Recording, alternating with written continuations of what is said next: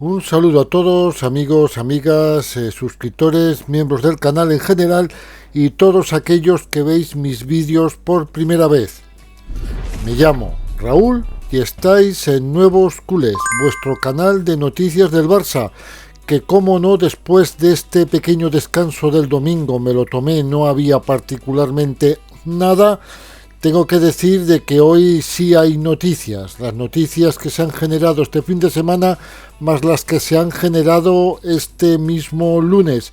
Noticias que se pueden dividir en dos partes, noticias sobre el campo o sobre la llegada del FC Barcelona al Spotify Camp Nou y noticias propias de lo que es jugadores, salidas, plantillas, nivel de juego, etcétera. Esto lo vamos a tratar exactamente como os lo he dicho, en dos partes. Ahora bien,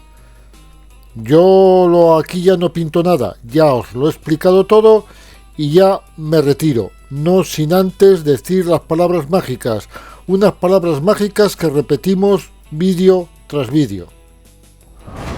Vídeo dentro.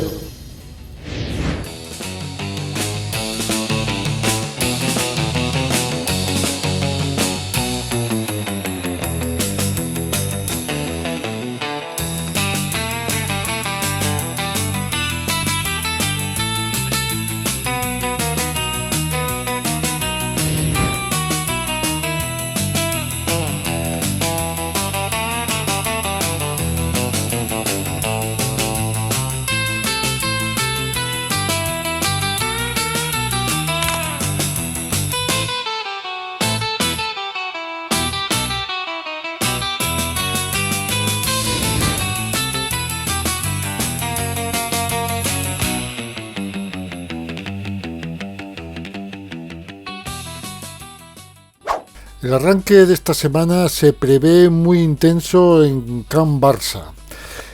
Todos debido al asunto del campo, el estadio que está sobre la mesa. A falta de solo 3 semanas para que se dispute este lance liguero contra el Valencia el 13 o 14 de septiembre, la fecha definitiva todavía no se sabe, se conocerá posiblemente el próximo sábado, una vez se divulgue el calendario de la fase de la Liga de la Champions. La cúpula azulgrana debe mover ficha, aunque es muy complicado. Hay una opción de ligera esperanza de que se reabra el Spotify Camp Nou en las fechas fijadas, es decir, poco antes del lance contra el Valencia. Queda muy poco para el Barcelona-Valencia, como os he dicho, de la jornada 4 de Liga, que también os he dicho que todavía no se sabe si la fecha va a ser el 13 o el 14 de septiembre, y sigue sin estar claro si se va a poder disputar en el Camp Nou, en el Spotify Camp Nou.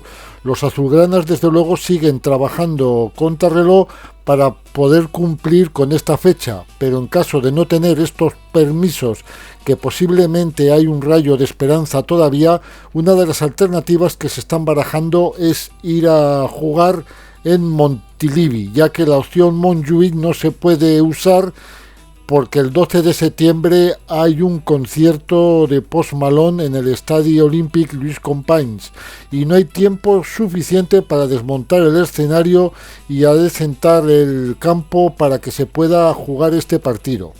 A la espera de novedades, según informa la COPE, la Liga también no permite otra de las opciones que se estaba barajando, y es que el Barcelona cambiara el orden de partidos y en vez de disputarse un Barça-Valencia, se disputara un Valencia-Barcelona.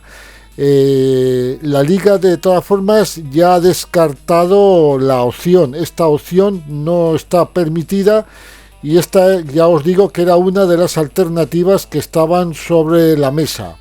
Si se confirma este escenario y la vuelta al Spotify Camp Nou se demora, el Barcelona deberá buscar un nuevo estadio alternativo. El Johan Cruyff no es una opción viable para la Liga, ya que no cumple con el aforo mínimo necesario para albergar el encuentro liguero. Solo hay 6.000 localidades para un partido que en primera división deberían ser de 8.000, pero yo no sé si la opción colocar gradas móviles se podría dar. Vaya, no sé, se me ha ocurrido ahora de repente. No sé si es algo descabellado. En el Barça tampoco contemplan que el duelo contra el Valencia se celebre a puerta cerrada. Y ya os digo, como veréis en el desarrollo de la noticia, cómo surge un pequeño rayo de esperanza. Y como os he dicho, hay un rayo de esperanza que pueda ayudar a solucionar todo este enredo de fechas, de si llego, no llego, qué campo voy, qué campo no voy. De todas las formas, es constante el trabajo del Barcelona y está apurando el plan para poder volver al Spotify Camp Nou. El club, de todas formas, como os estoy indicando, sigue trabajando para tener este certificado que no es de final de obra, que es simplemente un certificado parcial de obra, de final de obra, pero es parcial. Se llama el CFO de la Tribuna de Gol Sur, y este lunes ha habido una reunión con representantes del ayuntamiento.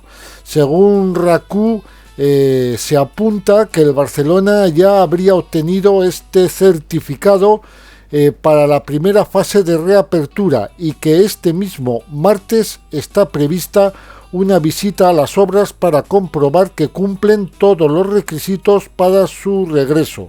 Ya os he dicho que todo depende de lo que pase este martes, entre otras cosas, y que es una ligerísima posibilidad de que el Barcelona sí pueda llegar a disputar este partido contra el Valencia en el Spotify Camp Nou. La derrota en los penaltis ante el Flamengo en esta Copa Intercontinental de, vamos a decir, de las categorías inferiores sub-20 del Fútbol Club Barcelona no ensombrece la brillante y prometedora actuación del equipo sub-20 de Giuliano Belletti, porque el futuro del Barça ha comenzado en Maracaná.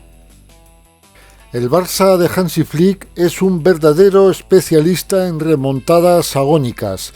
Tras el triunfo ante el Levante por 2-3, los culés acumulan ya 10 partidos en los que han tenido que dar la vuelta al marcador con el técnico alemán en el banquillo. Es una curiosidad, pero es una curiosidad que es cierta. No es el primer partido que comienzan perdiendo y no es el primer partido que terminan ganando en los minutos finales, casi entrando en el descuento. La exhibición de Jan Virgili, o como lo están empezando a llamar ya, Jan Virgilinho en Río, obliga al Barcelona a tratar sobre su futuro, un futuro que ya sabéis que había ciertas complicaciones. A Hansi Flick le gusta el jugador, pero no lo ve todavía para el primer equipo. La segunda Real Federación que jugará el filial se le queda pequeña y llegan ofertas, pero su cotización sube tras su impresionante Copa Intercontinental Sub-20. Y es que Maracaná, todos sabemos que es la cuna de grandes e históricos regateadores brasileños, y quedó en silencio el sábado en la final de la Copa Intercontinental cada vez que Jan Virgili encaró a los defensas del Flamengo, ya fuese por la banda derecha donde empezó o por la izquierda donde acabó cuando entró Sama Nomoko. El Barcelona Sub-20 de todas las formas no pudo ganar el título colectivo, pero para el recuerdo permanecerá la verdadera exhibición del extremo de 19 años.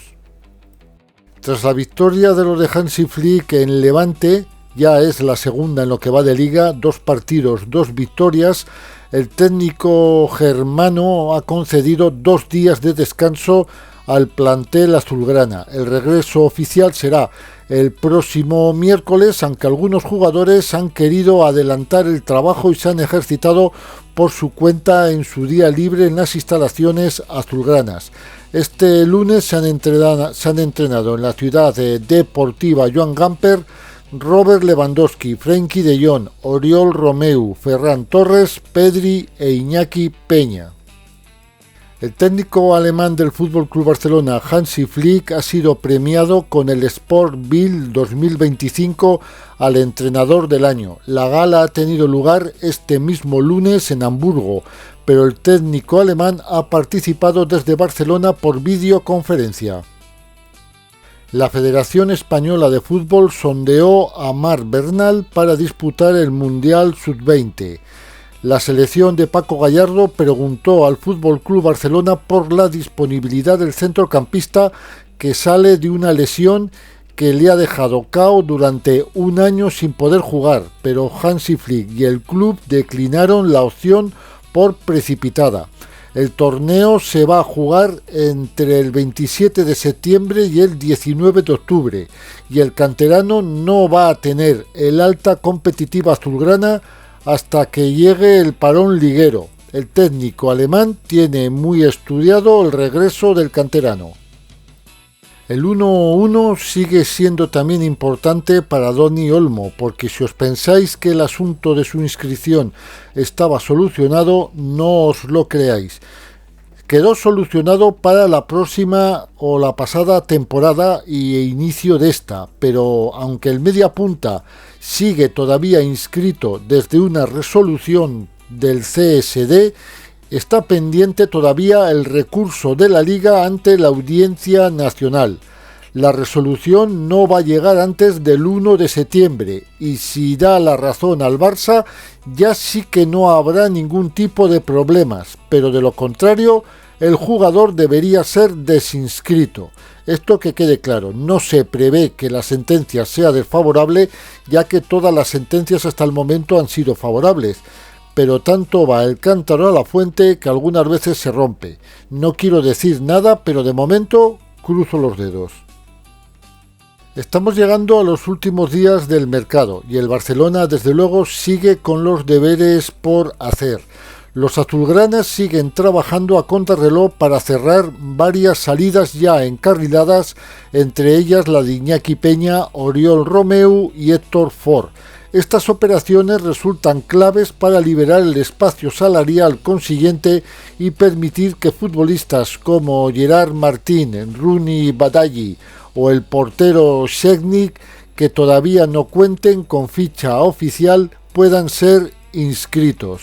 En la entidad culé, desde luego, no se da nada por cerrado, aunque se insiste en que estos movimientos van a ser mínimos. Nadie se atreve a poner la mano en el fuego y continuar y confirmar que la plantilla no va a sufrir más cambios. La puerta de una sorpresa de última hora sigue, por lo tanto, entreabierta, porque todavía, aunque no están previstas, sí podría haber sorpresas más que de entradas, de salidas. Y efectivamente es que el club todavía está abierto a la posibilidad de que pueda haber alguna sorpresa en esta última semana de mercado en la que parece que las cartas están sobre la mesa. Ya os he comentado que la salida de Iñaki Peña, Oriol Romeu y Héctor Ford darían lugar a las inscripciones de los jugadores que quedan por inscribir.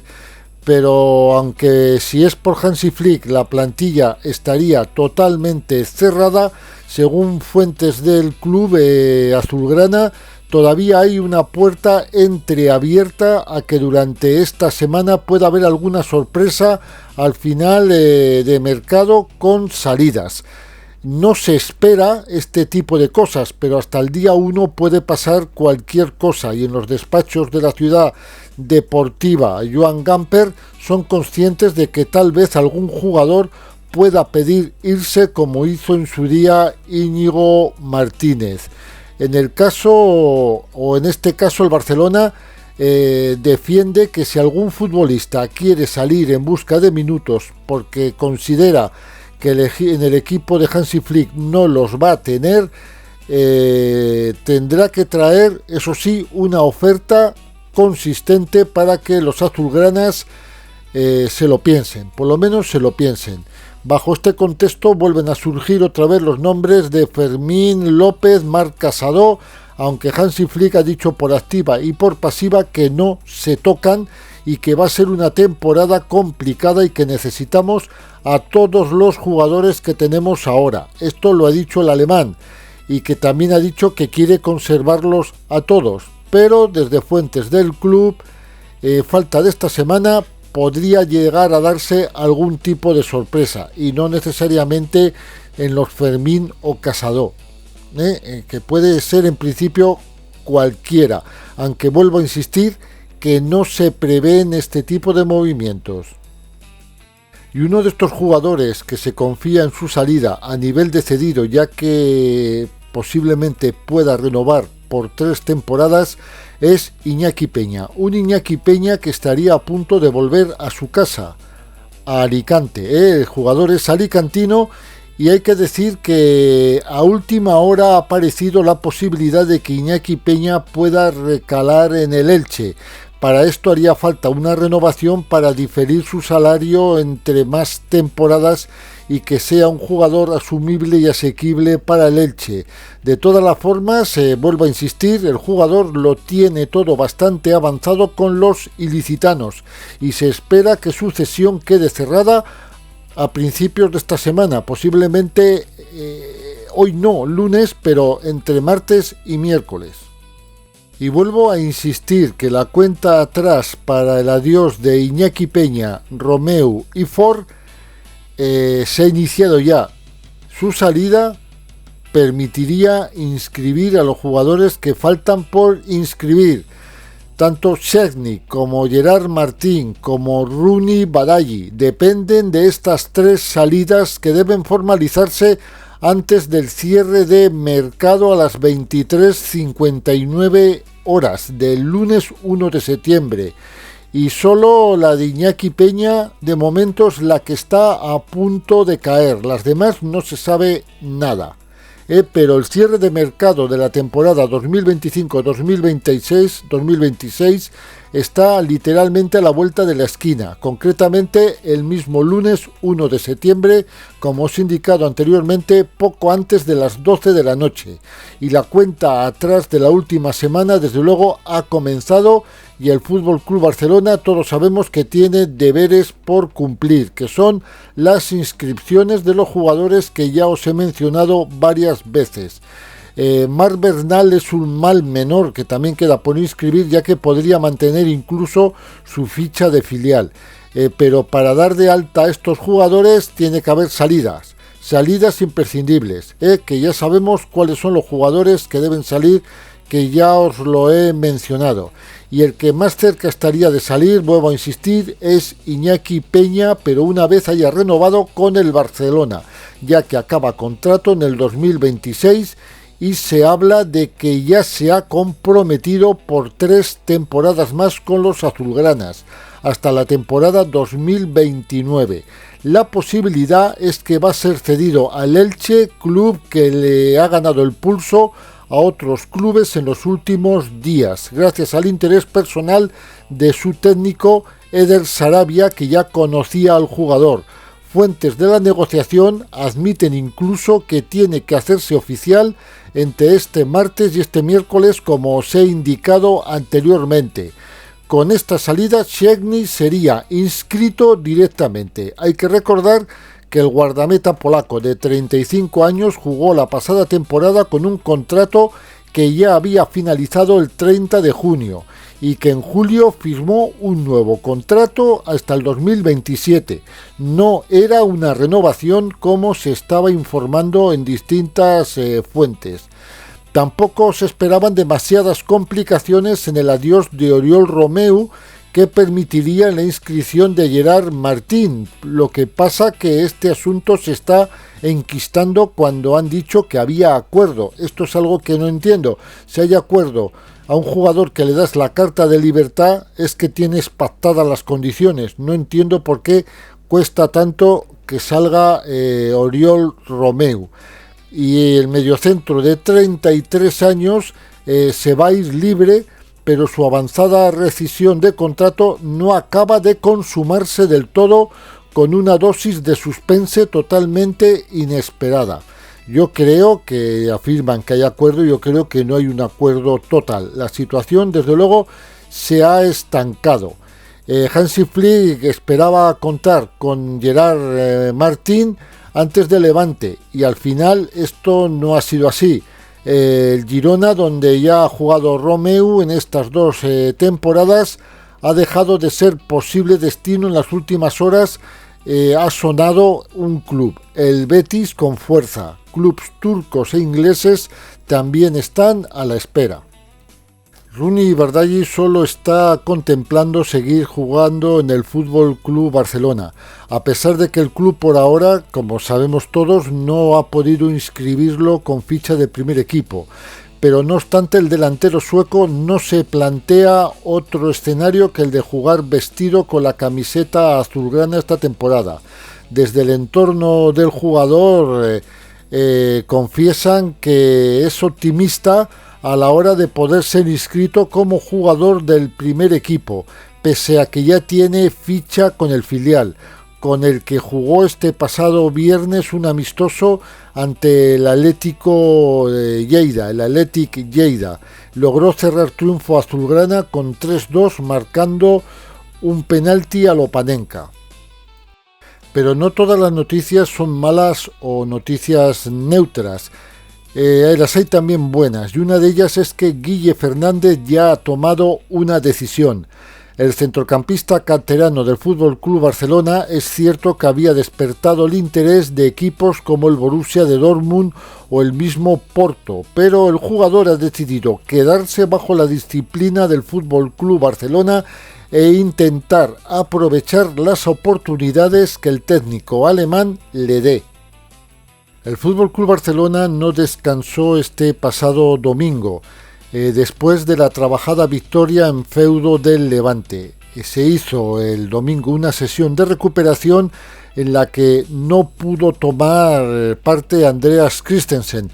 Las alarmas saltaron, el jugador no está lesionado. Hay que decir que el defensa danés, que jugó el último cuarto de hora a un buen nivel en sustitución de Ronald Araujo, cerrando la defensa azulgrana con tres centrales junto a Eric García desde el minuto 85 y con Jules Koundé y Pau Cubarsí, se despertó por la mañana con cierto malestar corporal y recibió permiso de Hansi Flick para no desplazarse a la ciudad deportiva.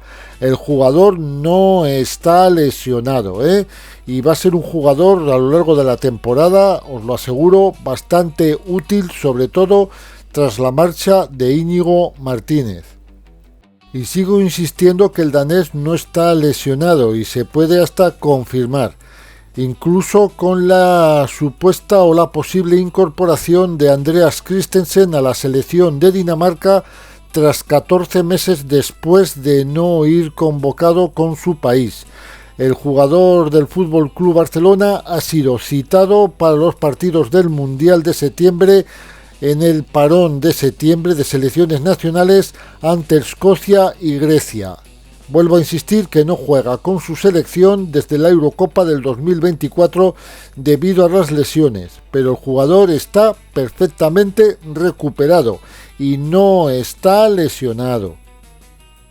Ante el Levante y el Mallorca, Ferran Torres ha marcado un gol respectivamente en cada partido. Ha acumulado 6 remates a puerta en el curso en el que se adivina un mayor reparto de minutos con Robert Lewandowski, que tuvo 2009 más en la temporada 2024-2025.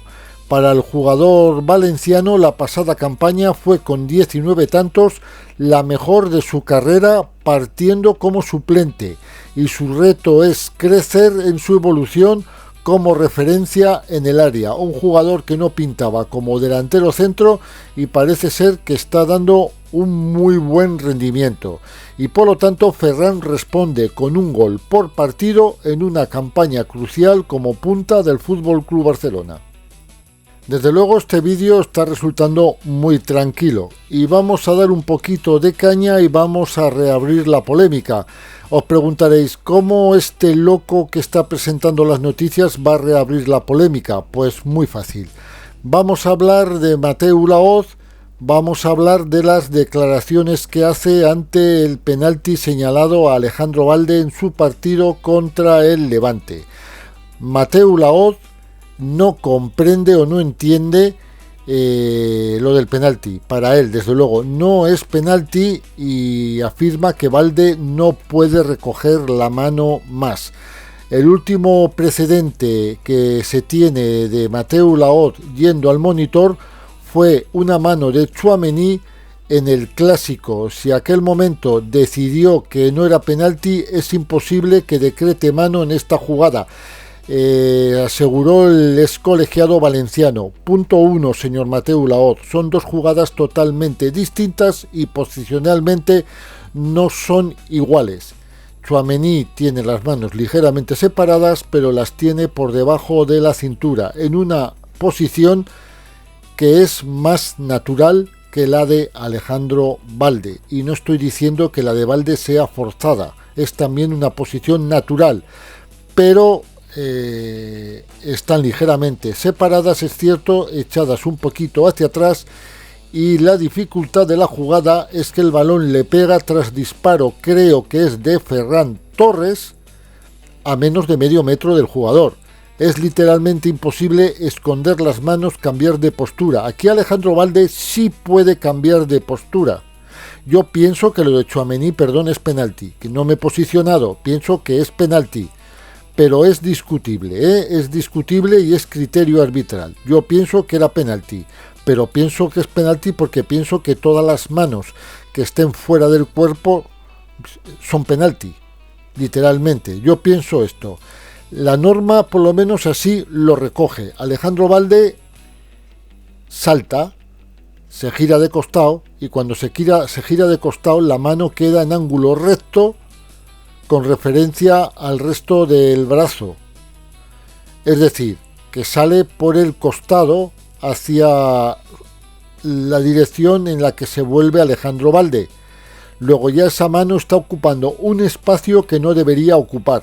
Si detrás hubiera un cuerpo, el propio cuerpo del jugador, no sería penalti, nunca sería penalti, pero es que la mano no tiene nada a su espalda. Tiene camino libre, el balón le golpea accidentalmente, no es forzado, es fortuito, es una jugada tonta, es una jugada que no se tenía que haber producido nunca, pero interfiere una jugada de gol. El balón va a puerta, no vale si el portero va a parar. Solamente se han hecho eco de la prensa, los medios de prensa se han hecho eco de declaraciones de colegiados favorables a la no señalización del penalti. No ha sido el único Mateu Laoz, pero nadie ha hecho caso de las declaraciones de Iturralde González. ¿Qué pasa? ¿Que no son válidas las declaraciones y las explicaciones de Iturralde González? Yo sigo pensando que es penalti, porque esta jugada se pita, en el medio campo se pita como mano. Si en medio campo se pita como mano, en el área también. ¿Que no es suficiente? La reglamentación está puesta así. Desde luego se reconoce la no voluntariedad, puesto que el jugador no recibe ningún tipo de tarjeta. No es una mano voluntaria, es una mano fortuita y totalmente accidental. Pero es que las manos accidentales también se catalogan como penaltis, si interfieren en una jugada de gol. Y desde luego la mano sí está separada del resto del cuerpo. Todo depende de la toma de la foto que te pongan. Y hay fotos en las que sí está separada. Pero yo durante el partido es cierto que no me pronuncié definitivamente. Me generaba dudas, las mismas dudas que le ha generado a muchas personas. Y me generaba dudas. E hice un ejercicio de estudio y un ejercicio de reflexión. ¿Qué pensaría yo si la situación hubiera sido al revés? Es decir, si en vez de tocar el balón Alejandro Balde, el que toca el balón con la mano es un jugador del Levante. Diría, ¿nos han robado un penalti? Poneros en esta tesitura. ¿Qué pensaríais vosotros? Decídmelo, mojaros, decidme qué pensaríais vosotros si la mano está producida por un defensa del Levante en vez de por Alejandro Balde. Y no me vengáis con el cuento de que diríais que no es penalti. Seguro que todos, si no lo pita el árbitro, como estáis pidiendo que la jugada es totalmente involuntaria y que no se debería haber sancionado como penalti, no me vendáis ahora que entonces reclamaríais el penalti. Si lo reclamáis de una manera, lo reclamáis de la misma en el otro lado, y si no lo reclamáis, no lo reclamáis. No me vale que lo de Alejandro Balde no sea penalti y lo del defensa del Levante, en el caso de que esta jugada se hubiera producido por un defensa del Levante, No me vale que no digáis que no es penalti. Tenéis que posicionaros. La segunda jugada es una posible mano de un jugador de Levante. Las manos que vengan o sean producto de un rebote, porque venga de un jugador contrario o de un jugador de tu propio equipo, no van a ser pitadas como penalti. Y a Lewandowski, que es la tercera jugada, es cierto que hay un penalti a Lewandowski, pero ni el propio jugador lo protesta. ¿Y por qué no lo protesta si era penalti? Porque antes había hecho una falta previa a un jugador de Levante. ¿O no recordáis que antes hay un choque con un jugador de Levante que el árbitro sanciona como falta? Si no se hubiese sancionado esta falta, la jugada hubiera sido penalti a Lewandowski. Estas son las tres jugadas, pero sobre todo vuelvo a la polémica de la jugada de la mano de Balde. Pensad qué diríais vosotros si la mano la ejecuta o la realiza un jugador del Levante. Y por favor, tener el valor de decírmelo en la caja de comentarios. Pero ahora viene la pregunta del millón. Sabemos la jugada, hay dudas, para unos es penalti, para otros no es penalti, pero viene la pregunta del millón y es ¿quién evalúa la actuación arbitral del árbitro del campo y del colegiado VAR para futuras designaciones? Porque esto tiene una valoración. Por un lado, esta actuación de Hernández en la que una parte importante depende de la información del delegado informador arbitral que estaba el sábado en el Estadio Ciudad de Valencia. En este caso, este delegado informador fue el ex colegiado Vicente Lizondo Cortés. Esto es lo que consta por lo menos en la designación. Tal como informó el Comité Técnico de Árbitros el pasado 15 de agosto, del 100% de la evaluación total de un colegiado, un 45% responde de la evaluación del informador de la asistencia de la IA dentro de este apartado. A la IA, quien aún no está implementada, se le asigna un 40%, mientras que el 60% restante responde al informe detallado del delegado informador, donde se consideran los aspectos técnicos, disciplinarios, de control del partido, posicionamiento, condición física y gestión de jugadores y de técnicos. Pero vamos más allá. Otro 20% de la evaluación de la actuación del colegiado canario e internacional queda en mano del cuerpo de televisión Observer, los 13 analistas que peritan, revisan, analizan y evalúan viendo el encuentro por televisión. Este equipo mantiene reuniones semanales para unificar criterios, garantizando que es homogéneo y compatible con las calificaciones emitidas. Y otro 20% dependerá de la evaluación de la comisión técnica. Es el órgano superior del Comité Técnico de Árbitros que en este momento encabeza David Fernández Bordalán, también ex árbitro, que analiza semanalmente las actuaciones arbitrales visionando todos los partidos, además de la corrección técnica. También valorará aspectos como la proyección del árbitro y la aportación de valor a la competición. Y seguimos más, porque también hay una evaluación de lo que es el VAR. Hasta un 55% depende de la llamada fiabilidad en la evaluación de la actuación del árbitro VAR. El 20% va a depender de la evaluación de los informes, donde se tienen en cuenta aspectos técnicos en cuanto a la peritación de acciones desde el BOR, gestión de los OFR, que es On-Field Review o revisiones en el campo, de aquellas acciones relevantes consideradas por el analista VAR dentro del contexto de fiabilidad del partido.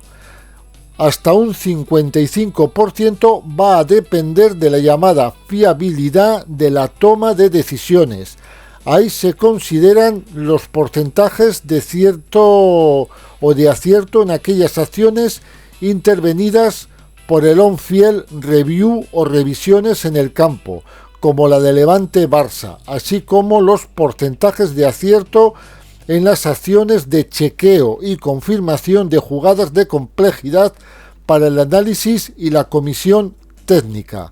Estos aspectos los van a llevar a cabo el nuevo cuerpo de analistas VAR creado por el Comité Técnico de Árbitros esta temporada. Y como ya se ha publicado en algunos medios, empiezan a nombrarse los responsables. El principal responsable de la tecnología va a ser Eduardo Prieto Iglesias. Además están Alfonso Álvarez Izquierdo, Alfonso Baena Espejo, Antonio Cerezo Parfenov, Francisco García Sabuco, Gorka Sagués y Aitor Gorostegui Hernández. Otro 20% va a depender de la misma comisión técnica que va a evaluar al árbitro. Tiene en cuenta los aspectos como protocolos, comunicación, uso eficiente de cámaras o tiempo de la intervención. Todo esto es muy complejo y difícil de entender y de analizar, pero desde luego hay mucha gente por detrás del árbitro evaluando. ¿Se equivocó? ¿No se equivocó? Nadie tiene la verdad absoluta. Yo sigo pensando que lo de Valde es penalti, porque por lo menos así lo hubiera reclamado en caso de ser la situación al revés. Y esto a mí me lo confirma a nivel particular. No sé si a vosotros os vale. A mí me vale. Y sigo pensando que lo de Valde es penalti. Y tras este polémico final, entre comillas, tampoco es que sea un final polémico, está dado a diversas opiniones. Desde luego, toca despedirnos. Despedirnos hasta la próxima cita, que será con otro vídeo, seguramente mañana, Dios mediante. Recordaros, Fútbol Club Barcelona el próximo fin de semana jugará contra el Rayo Vallecano. Ya iremos dando las notas del día y la hora concretamente y el canal de televisión. Y el último día haremos este breve recorrido sobre las cosas que ha hecho nuestro rival a lo largo de la corta temporada hasta el momento de los pocos partidos que se han disputado. Y como os digo, nos vemos mañana. Nos vemos mañana en un próximo vídeo. Dejadme vuestros comentarios, suscribiros al canal y dejadme vuestro like, todo ello muy importante. Y lo digo con todo el sentir y con todo el corazón, cuidaros mucho, disfrutar de lo poco que os pueda quedar de vacaciones y desde luego, y muy importante, tenéis que saber que lo sois en importancia para el Fútbol Club Barcelona como para el canal. Chicos, chicas, nos vemos en un próximo vídeo y cuidaros.